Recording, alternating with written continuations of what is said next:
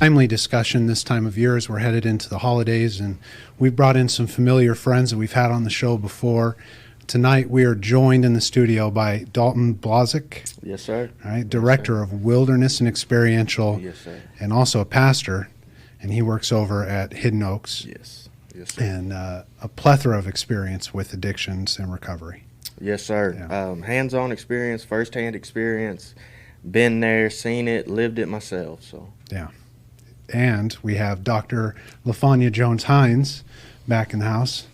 And Hello. Dr. Jones-Hines is the author of Addiction Hurts Everyone, and she runs a private practice here in the Dallas-Fort Worth area called Balance Beacon. Mm-hmm. Yes, we are located in Euless, Texas, 345 West Parkway, Suite 200, 214-396-6503. Yeah, perfect. So we're going to get into the discussion around just the family disease of addiction tonight, and especially around the holidays. I think it's a timely discussion, but in your guys' respective practices throughout the week, so you're at a treatment center and you're running a private practice. Mm-hmm. As we approach Thanksgiving, as we're getting closer to Christmas, what are some of the ways you guys are kind of just noticing that this conversation is bubbling up to the surface, whether you're noticing it on social media or just at your centers respectively? well, at our center, a lot of people start to get, a lot of our clientele starts to get kind of itchy around this time, and a little worried or anxious about what they're missing out on. There's some people that they get sent to rehab by their family, so they're not home during the holidays to make a big stink out of everything. But definitely some stress as the holidays start to come around, because clients are missing their loved ones or their friends, or just kind of upset about where life's taking them. That was one of the things when I was young as a clinician working in treatment centers. I had never stopped to think about until I was in those settings that, for the people even that I had loved in my life who struggled with addictions, that like when they're over there isolated away, the amount of support just across the board that the family is going to need, all right, in that separation and in those struggles that occur when a loved one goes into treatment around the holidays. It's For some family members, it's a relief because they don't have to create. Well, they probably don't know it's a plan, but they don't. They don't know. They have to create the plan to, like, okay, so if they show up, intoxicated, or if they get too inebriated, or if they, so what excuse am I going to make? How am I going to be able to, figure out how to get them home? Or, they don't have to do all of that planning. But during this time, that's one of the things that I do work with family members on, is creating the plan of your exit strategy and your safety strategy. Right. Because a lot of times they don't know what to do.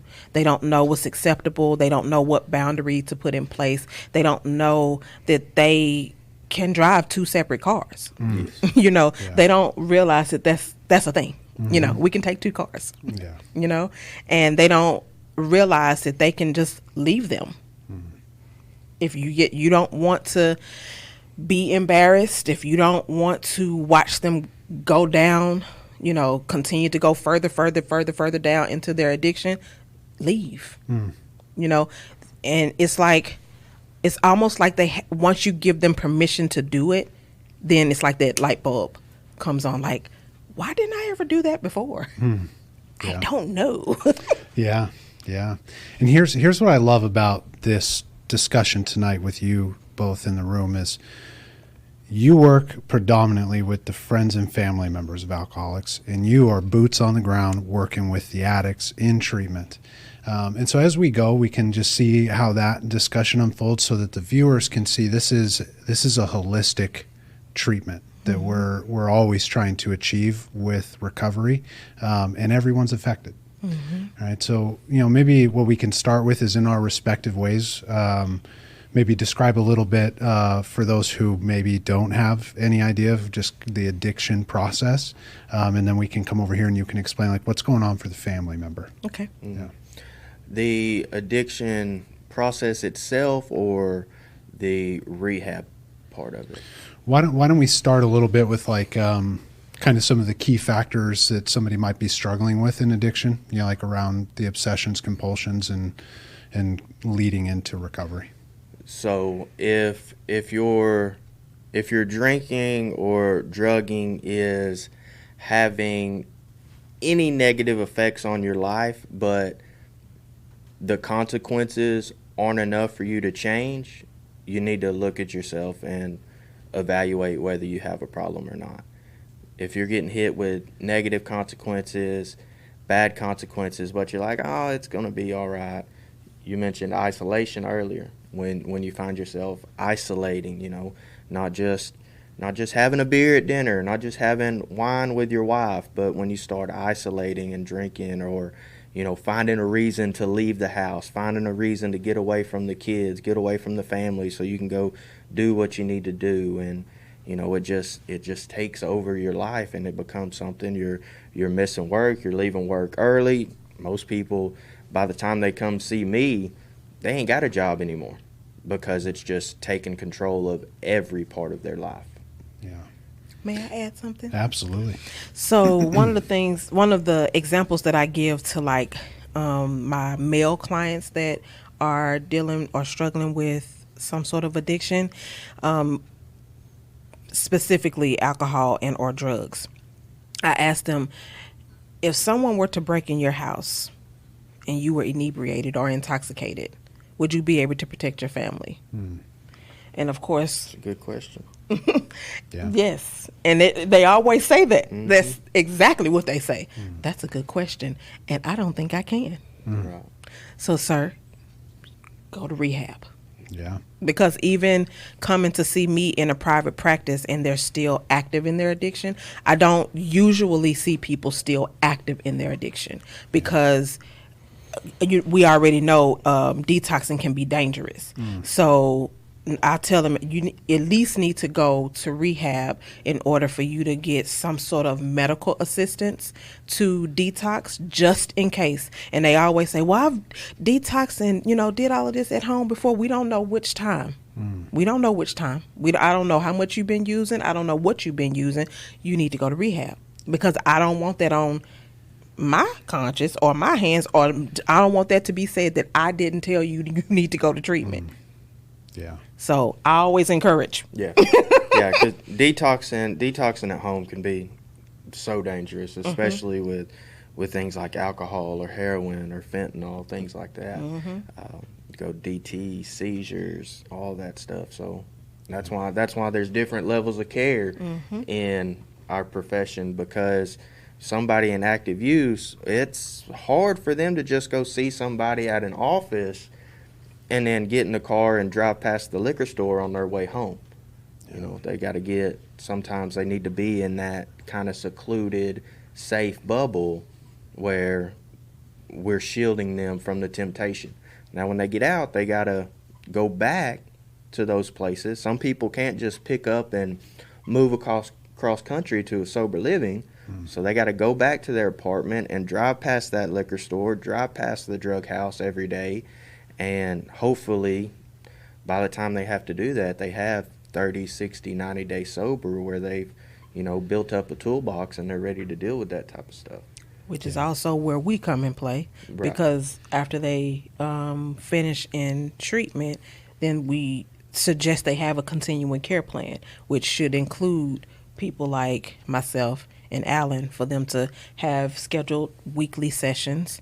And we can also continue on that path of them using their toolbox, if they don't have one, to create one, and begin to use those tools in their toolbox so that when they do drive past the liquor store, because I always tell them, like, especially when they first get out of treatment, like, it's inevitable. You're going to have thoughts. But just because you have thoughts, it doesn't mean you have to act on them. So I give them like levels. It's thoughts, cravings, obsessions, and relapse. And I always tell them, when you have the thoughts, that's when you still have some control. You need to do something at that level of having thoughts, whether it's you coming to therapy or calling your therapist and getting a session on the books, or something, but you need to do something at that thought level, because if it moves down to cravings, you definitely need to be calling your sponsor, you need to go to a meeting, you need to be reading literature, like you need to amp it up, because if it goes past cravings to obsessions, you're going to relapse. You're done. Yes, you're done.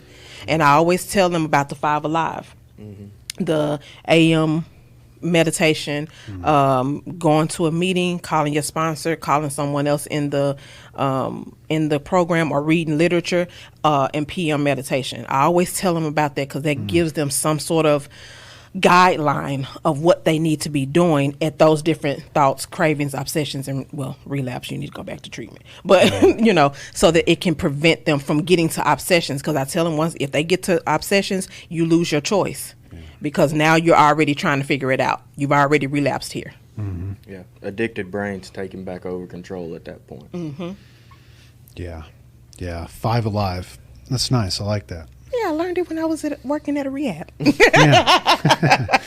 And the pieces that both of you have highlighted, I think we live in such a day and age where this discussion around addiction, it gets watered down or it gets downplayed. But if you're struggling, truly, if you're watching this, if you got some time, subscribe to the channel so you can hear more about these things, but also just take care of you. Reach out to the professionals, go to a meeting. And I hope that resonates as we discuss this deeper tonight, that there is an astronomical percentage of people in the United States today who are affected by addiction, which extends to the family members, which are often, they're the last kind of conversation around addictions that occurs, just because they're not the ones using the substances. But, I can speak personally. It's like, as a family member affected, it made me pretty insane. Right. And us who've worked in treatment and work in therapy settings, we see that's the case, I think, across the board for all parties involved. I'm curious if you guys could put some words to that. Anytime drugs or alcohol are involved, when you're hurting people around you, we always hurt the ones that we love the most, because that's the ones we expect their forgiveness. We expect their forgiveness, so it's like, oh, she won't mind if I have too many tonight, or if I run off and don't come home tonight, oh, she'll forgive me and let me back in the house. And we do that, and we take advantage of the love from our family members. But why do we do that, Why do we do that? The people we love the most, we're hurting the most, and one day you might be too far gone. You might burn that bridge for the last time. So addiction is one of the most selfish things on the planet. We care about our drug, we care about our drink more than anything else. It takes complete control over our lives, takes control over our family relationships, and that's who we end up hurting. And I also want to extend that list: drugs, alcohol, intimate. I don't know if I can say that word, the other word on here, the intimate addictions. Yes. Those good times. Right. Grown up times. Gambling, it could be any type of addiction. Now, definitely understand that all of those affect families differently, but nevertheless, families are still impacted by the addiction. I think you said it very well when you mentioned that you hurt the family members the most because they're going to love you. It's almost like the individual addicted to something believes they're entitled to the love. Yeah. And the thing about it is, that's one of the things that I teach my family members, is to make sure whenever they start setting boundaries, to make sure that boundary is a boundary that they can follow through with. Because if they don't follow through with it, the person that's addicted to something, they got them. Like, oh, you love me too much to implement it. I got you. Yeah. I'm gonna run rings around you all the time now. Yeah. Yeah, and It's that subtle unconscious manipulation that comes with, I think, powerlessness.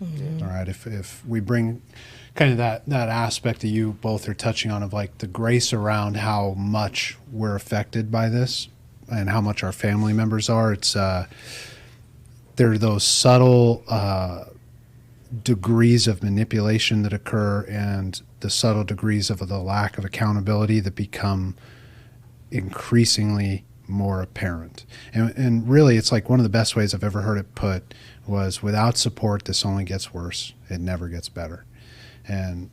But it's hard for the family members to continue to support when, like you were saying earlier, you keep doing it, and you keep doing it. Like, at some point, that forgiveness radar, that understanding radar is going to turn into frustration, mad, anger, until they're pissed off and like, I don't want to have nothing else to do with you. Yeah. Well, sometimes that's the best family support we can give an addict is. I just told somebody I'm cutting that. you off. Yep. I'm cutting you off. Yeah. You want to do this? You want to keep hurting people? You want to keep ruining your own life? Then you ain't doing it to me. Sometimes that's the best love we can give an addict of any kind is just not enable them and back up and hold your ground. Don't let them manipulate you into something. Don't let them manipulate the situation into you being the enabler that they're looking for in the first place. Yeah. And that's the thing. I think family members get confused. That's the best word I can think of right now. Confused with the line between support and enabling, because it's a fine line. And they think that if they are not, enabling them, which they think is support, if they're not enabling them, then they're not supporting them. I just told someone, a family member, that same thing. Sometimes the best thing you can do is take your hands off of it. And what I try to do in my book, is give stages of boundaries, because everybody is not ready to just say, okay, I'm going to divorce him or her, or I'm going to put them out. Everybody's not at that point. So if you're not at that point, my goal is for you to set the boundaries where you're ready. I have to meet you where you are.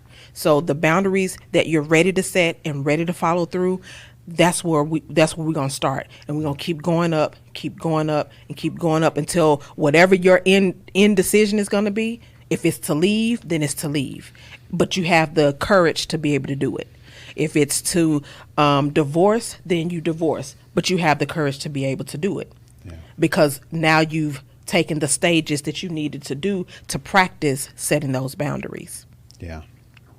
Yeah. You can't set boundaries so hard on yourself that you'll never follow through with them. Yeah. I try to teach that to my clients is, people have given us more grace than we deserve in our addiction, but we got to give ourselves grace too when we're trying to get sober and not set such strict boundaries that we can't follow through with. What do you think a strict boundary is? A strict boundary? Sorry. I let's see.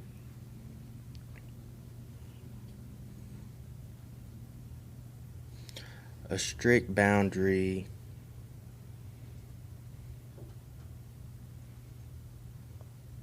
I don't know if it's like a boundary where. Oh, you had to ask me that. We got to cut this part out. Yeah, that's all good. We'll circle back to this one, but I think one of the premises I hear from what both of you are sharing around boundaries and the family members that are impacted by addiction is that love cannot exist long without the dimension of justice. And justice can mean a lot of little things, right? Justice can mean that you're being more honest with me about, the time that you're spending. All right, you tell me you're going to a meeting, and if I were to drive over there, you're actually at the meeting. And if I'm to drive over there, then I probably need a meeting too. Because why are you driving over there? Yeah, Because bingo. let them have their life. And that's the other thing that I teach in my book too, is about a new normal. So can I give maybe an example of a You strict got a boundary? strict boundary? Maybe, I don't know. I All want. right, let me see. So is a strict boundary when the person addicted to something says, "I'm going to be completely honest with you about everything." Yes. Okay, because that's probably not true. Right. And then, they probably don't need to be, and not that they're keeping things from them, but some of that honesty needs to go to their sponsor. Yeah. And not the family member. Because what I try to teach my family members is to, whatever role you have in that person's life, the person that's addicted to something's life, we need you to get back in that role. So if you're the wife, I need you to be the wife, not the sponsor, not the therapist, not the attorney, not the secretary, the wife. Right. And so the other honesty stuff needs to go to the sponsor. Go down the right path. Yeah. Right. So Yeah. would that be? Yeah. Okay. Yeah. Or like, I'm gonna make my 90 meetings in 90 days, which is a great thing to shoot for. But then somebody doesn't hit that, and like, oh, I done messed up. Let's just throw it all down the drain, Or we talk about setting a schedule. When you get out of treatment, have your day planned out so you don't have all this sitting around bored time where you're thinking about the past. And we all know what we used to do when we got bored. So, fill your time up, but don't do it so strict and so rigid that you're not giving yourself time to get from here to there, and then you're not giving yourself grace if you're late to something. So I think I was thinking along those lines too. Yeah. Yeah. So to your point, I talk to my clients about creating a new normal, right?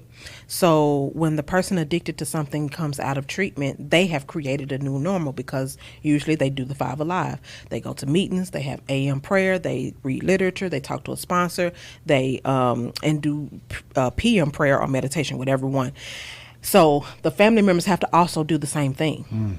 They have to, because one of the things that I get my family members to understand is when the person comes out of treatment, they're going to need to go to meetings of some sort. They're going to need to talk to their sponsor, and they don't need you saying, I thought you got out of your meeting at 6:00. It's 6:15. Why you not at home? I thought you said that you was going to come straight home. The kids said they needed to talk to you, so why you not home talking to them? Like, that is going to badger them. So leave them alone.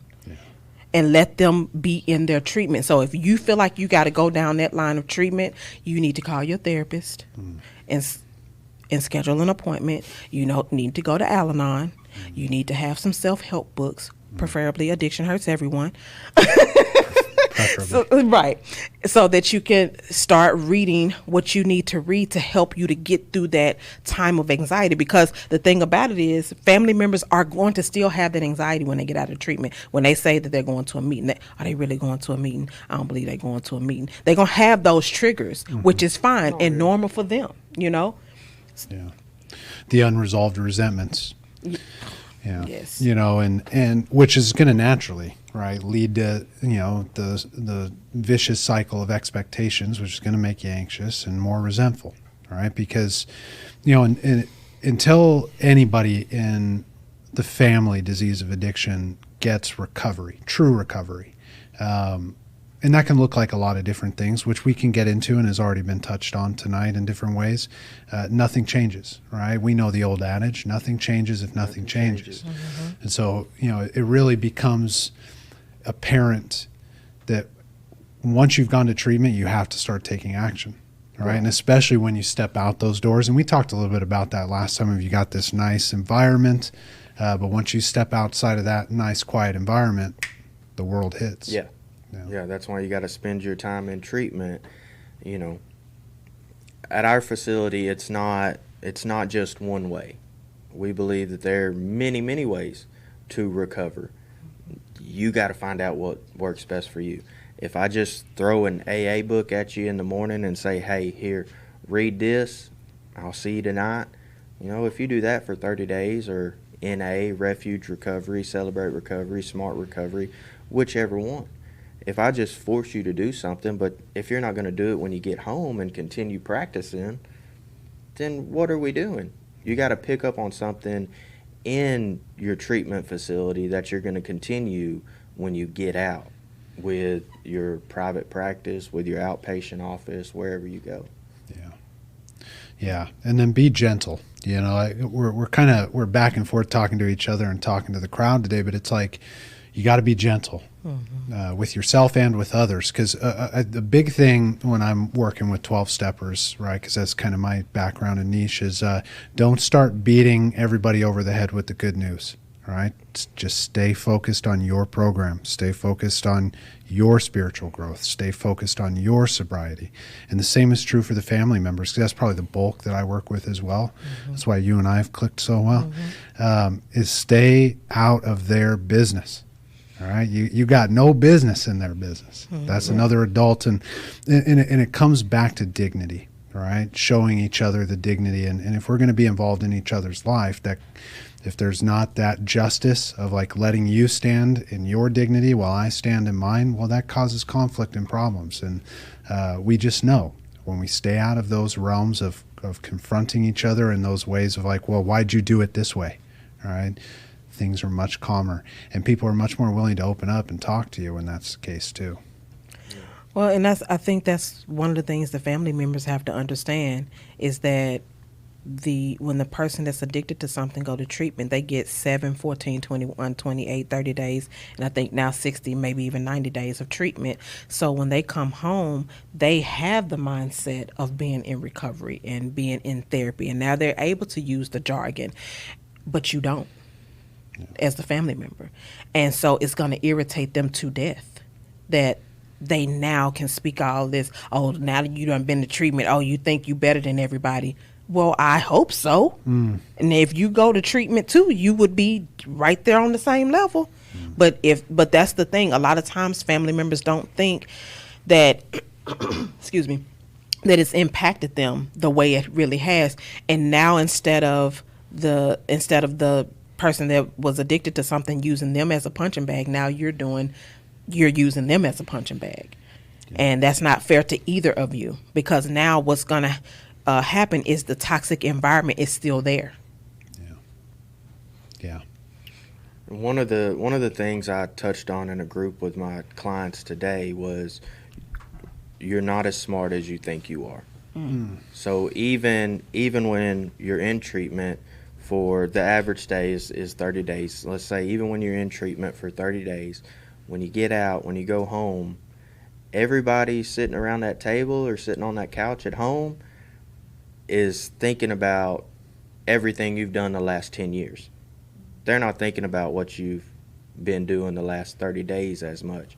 It takes time to prove that out, and you can't just talk about it, but you got to walk it out in front of them, and that takes time to get their trust back and to get their respect back and everything like that. You just got to, when you're coming out of treatment, like you said, the family, they ain't been in treatment. Some of them might have been in Al-Anon, but most of them haven't. So you come back home and you remember, hey, I'm back home. I'm not with a group of recovering addicts anymore. I'm back in the dogfight. So you just come out and you gotta get in your toolbox. You gotta use your coping skills. You gotta keep seeing your therapist. Go to your outpatient meetings. Go to your AA meetings. Whatever you're doing. But you gotta keep moving forward. Yeah. And they have to remember too that sometimes, a lot of times, the family members have memories that they don't have because they don't remember it because they were inebriated, intoxicated, whatever the case may have been. And so they're going, and the point is not to prove that they didn't do it or that they did do it. The point is that that's the perception that the family member still has. And you can't prove that it's not wrong because you don't have the memory, and I think family members also have to get used to, and that's one of the things I tell my family members, don't try to confront them about past things that they did or did not do or said or did not say, because they probably don't remember it. And the only thing that's going to do is agitate you even more. So one, don't try to have a conversation with them while they're intoxicated or inebriated. Don't try to confront them about past things, even if it was yesterday. If they were intoxicated, they probably don't remember. So don't don't do it. Don't do that to yourself. Yeah, the family member, especially progress into adulthood, right? It's the self-fulfilling prophecy of abandonment and neglect, right? And if that's your struggle and you found yourself, linked up with someone who is struggling with addiction, oftentimes that's the version of self-sabotage that the family member is dealing with that's been now entangled with the self-sabotage that the addict was wrapped up in. And so you guys are probably hearing us use some words tonight, and we'll clarify here just for a moment. We're talking about AA, we're talking about Alcoholics Anonymous. It's a 12-step program for those who are struggling with really any substance use. If you're not driving with Alcoholics Anonymous, there's Narcotics Anonymous if drugs are more your thing. Either one of those programs are going to really help you out. We've also mentioned Al-Anon tonight. Al-Anon is a program for family and friends affected by the family disease of alcoholism. If you know someone who struggles with substance use or any addiction for that matter, Al-Anon is full of people. They're the ones who are going to help you figure it out and help you take care of yourself.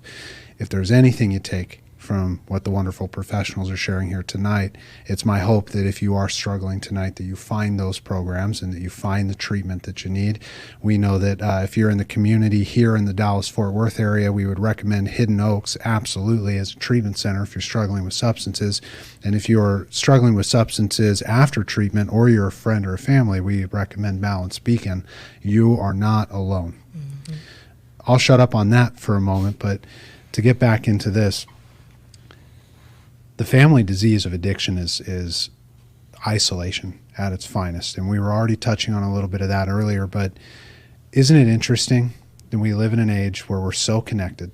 We can do cool stuff like this, where all of a sudden, for some reason, this is just blasted out through the waves on the internet, and everybody's isolated to higher and higher degrees. And I'm sure you guys have perspectives on that, and just because I enjoy listening to both of you, I'd love to hear your guys' perspectives on just kind of the state of isolation and what's going on these days.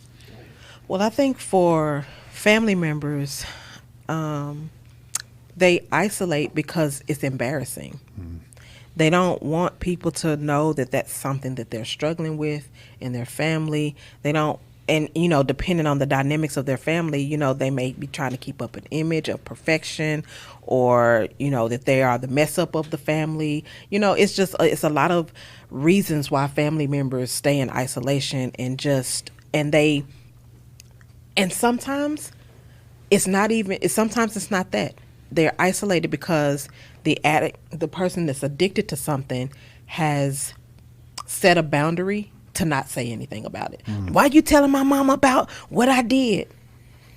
Why you got to be talking about my business? And so they isolate. Yeah. They feel like they don't have anyone to turn to or talk to about what's going on, because it's going to become a bigger problem in their home. Yeah. Isolation, I think it comes from, with addicts and alcoholics, I think it comes from the shame and guilt that come from the wreck you've made of your life. Drugs, alcohol, they become your God when you're in the throes of addiction. You don't care about nothing else. I already said it tonight. It is all you are worried about. Yeah. So if I gotta sit at a hotel room by myself for 3 days just to binge out and get high, that's what an addict's gonna do, because they crave the high. They crave the drunken stupor more than anything else. And addicts don't want to hear, well, you can get better. If a person isn't ready to enter treatment or ready to get sober, ready to change their lives, we can talk to them all we want. But until they're at the point where they're ready to get sober and change their life, it's like talking to that doorknob over there. Yeah. So addicts isolate because they want to. They want to worship their drug. And I always tell family members, the addict's addiction is to their addiction, but their addiction is to the addict. And so just like the addict has to go through withdrawals and separate and, things like that, so does the family member. And it's hard for them to let go of what they think they are controlling, because they're not controlling it, but they think they are. They have an illusion that they are. Yeah. Yeah. The illusion all the way around, right? From top to bottom and bottom to top, right? The addict believes they're controlling that substance when that substance is God to them, which you had stated. And the family member thinks that they could do something in a different way, maybe, dress a little prettier or, cook a nicer meal, and they have no control. That person's going to do, like you said, you could talk to the doorknob. And it's so funny. It's the very first show I ever did here in the studio.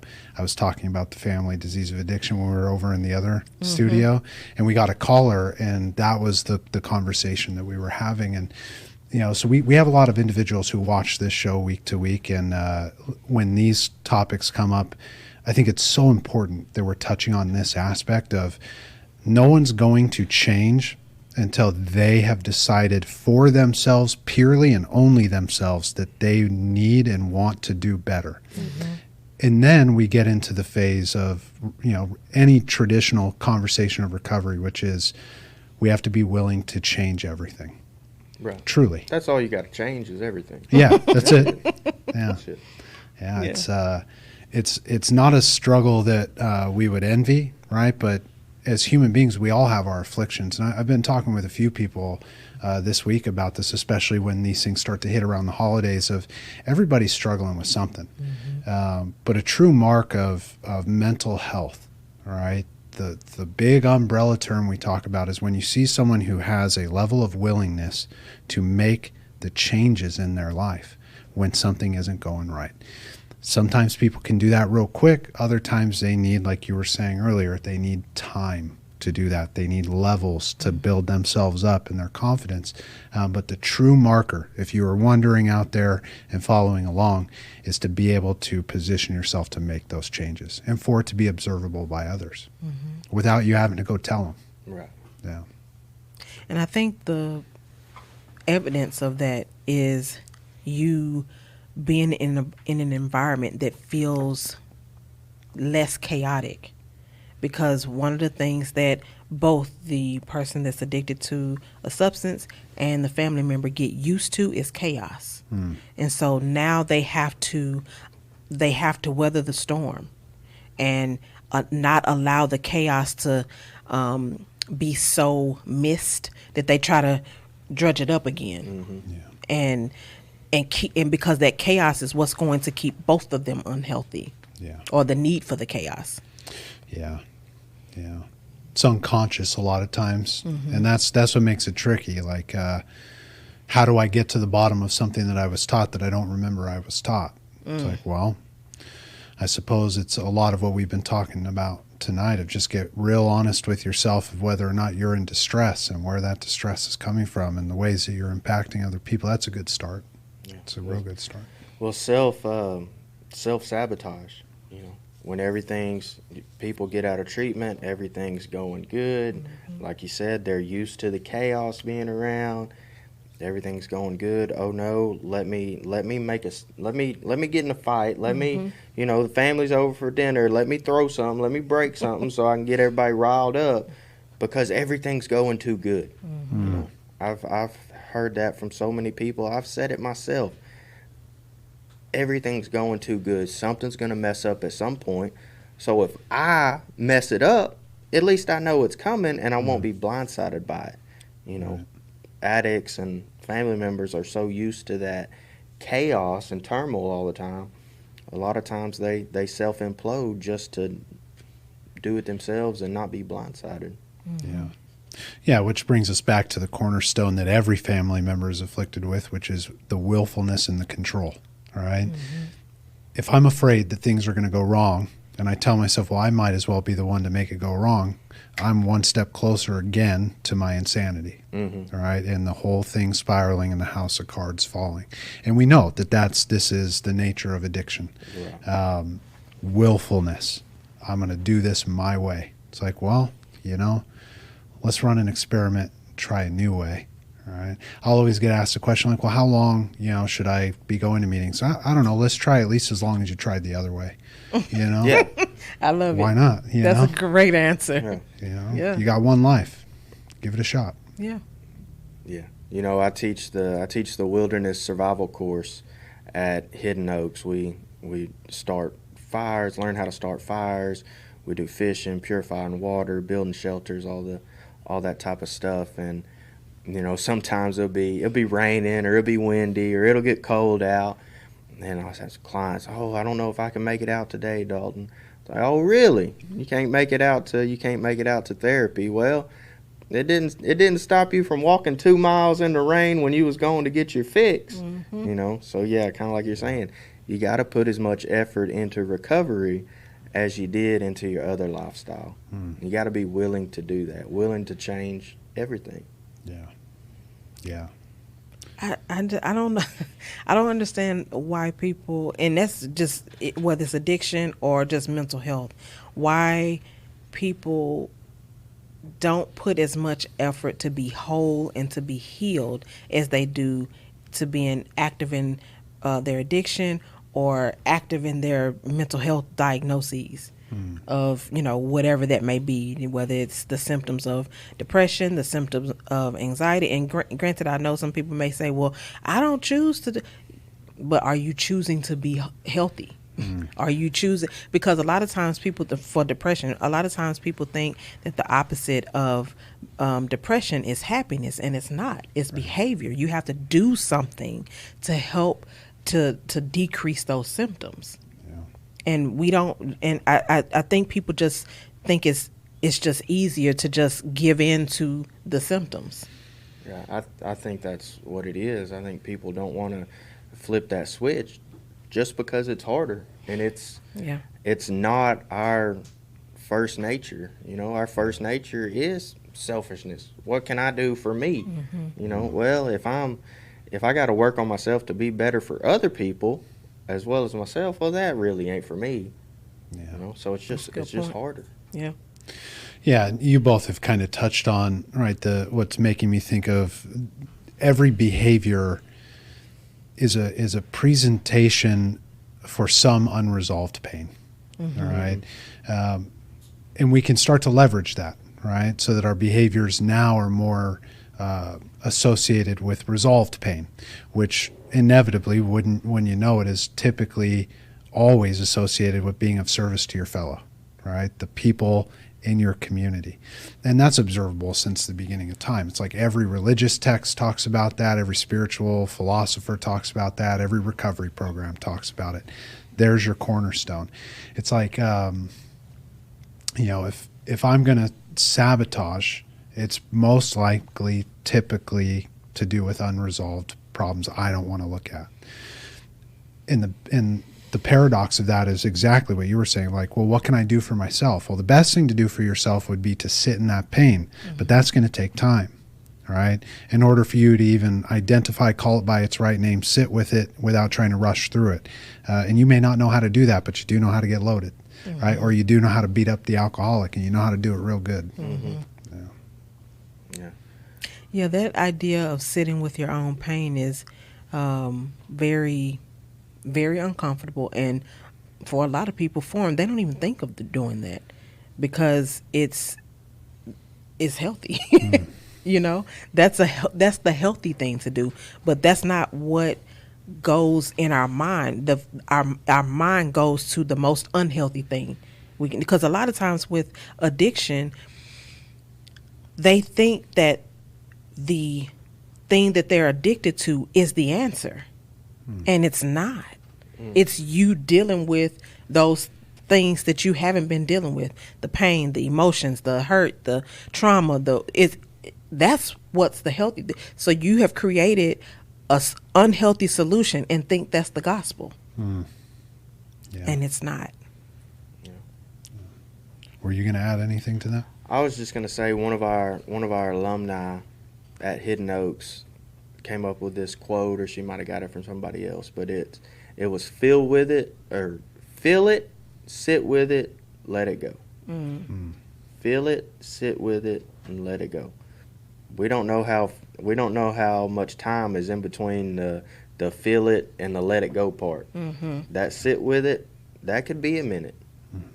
But unless we're going to, deal with what we got going on, for addicts and alcoholics, it's not the drug that's their problem. It's not the alcohol that's their problem. There's something driving that. Yeah. Let's get down to what's driving the bus and attack it at its root, and then we can find recovery. Mm-hmm. Yeah. Had someone wise tell me a long time ago, they said the bottle's a symbol, all right? The drinking's a symptom, but the problem was always acting out. Mm. Right, and that's just listening to both sides of the coin as we're talking about the family members and the alcoholic, as we've gleaned information, and hopefully you guys have tonight. It's like acting out is always the problem. Our behaviors are always going to be where we find the answer to what we're trying to cram into the void. And we make no bones about it on this show, and I always, kind of share just from my perspective, and I have the right to do that because I'm the host, is, if you're trying to fill the void, you can't fill that God-shaped hole with anything other than God. Right. Mm-hmm. However you identify it, you don't like the word God, that's fine. Use a different word for it. We support that as well. Your higher power, something spiritual, Mother Nature, whatever it is, all right? But there seems to be, in our mental health, when you get past the behaviors and into some of those deeper places we sit with, there seems to be that spiritual axiom, especially with recovery. I've always heard it in the discussions I've had with both of you respectively, read it in your book. There are these aspects where we just get into those deeper places where the only words we have at a certain point are spiritual to describe the experience. Mm-hmm. That's where our problem is. Addiction, it affects you physically, emotionally, mentally, relationally, all these places. But when you come back to the root of it, it's a spiritual problem, I believe. Yeah. Mm-hmm. You got to get back to the root of it to really, we can patch up those other areas. We can patch up the relationships. We can patch up the physical, the mental, the emotional. But I believe when we get down to that spiritual aspect of it, and however you want to do that, whichever route you choose to go, but I think that's a route everybody has to go down at some point. Yeah. Yeah. In whatever way makes sense to you and whatever way feels comfortable, but everybody's going to have to take that journey at some point, whether you're listening tonight and affected by the family disease of addiction or not, or you just don't know if you are. Mm-hmm. We're all going to face, especially in our society in the U.S., we're all going to face this discussion at some point with someone we love or know. Definitely. Yeah. Definitely. Any last words that you guys want to share respectively just about this topic and that you think that our listeners would benefit from hearing from you guys? I would say that we are fearfully and wonderfully made. Come on. And we are made in God's image. Everything that we have everything we need to heal, to work through the things that we have to work through, we have on the inside of us. We just have to tap into it. We just have to go to God or your higher power and ask for the strength to be able to do it. Ask for the courage to be able to do it, because we are fearfully and wonderfully made. Absolutely. One of the things that's been on my mind lately, I just asked my oldest daughter to make me a shirt the other day that says this on it, and I put it on the wall out there, is work hard and trust God. I touched on that a little bit last time I was in here with you. You gotta work hard, whatever you're doing in life, addict or not. Life ain't easy, and there's so many more people affected by addiction than we know. Mm-hmm. There's so many people who do it isolated, and they believe nobody else knows about it. And some people, they can keep it that way for a good long while, be a closet drinker or whatever the case is. But addiction affects so many people in our world. And if you find yourself in addiction, or you're a family member of an addict, it's going to be hard work to come through to recovery. It's going to be hard work to get to sobriety. But we do all we can. We have to work hard, and we have to trust God. We have to trust our higher power to do the rest. Yeah, we just do what we can. Yeah. Well said. I want to thank both of you for coming on again tonight. And ladies and gentlemen, Dalton Blazek, the Wilderness Director and Experiential Director and Pastor over at Hidden Oaks, and Dr. LaFonya Jones-Hines, LPC, co-owner, right, of Balance Beacon. This won't be the last time you see these two. They will be returning for a panel discussion in front of a live audience on December 11th, where we'll be discussing, again, the family disease of addiction and paths to recovery. We'll be deepening the conversation a little bit more on Wednesday, December 11th. Ladies and gentlemen, we break the cycle here every Friday night at 7 p.m. Central Standard Time. We will see you next week. God bless.